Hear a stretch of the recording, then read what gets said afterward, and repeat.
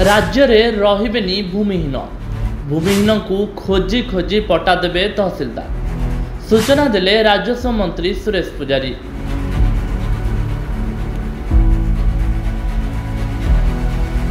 राज्य में रहिबेनी भूमिहीन राज्य में थिबा भूमिहीन को खोजी खोजी पट्टा देबे तहसीलदार।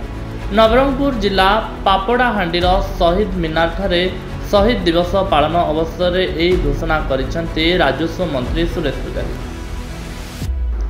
आसंता वर्ष अगस्त सुधा जिले में जमीहीन को खोजी खोजी राजस्व विभाग पट्टा जोगाई देबो बोली से दृढ़ोक्ति करिसेंती।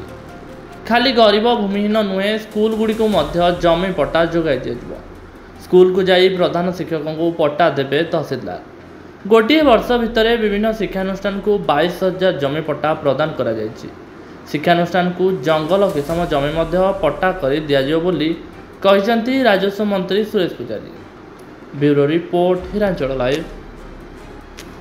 तेरे एभली किसी गुरुत्वपूर्ण खबर देखा चाहती आम चैनल को लाइक सब्सक्राइब और शेयर करो।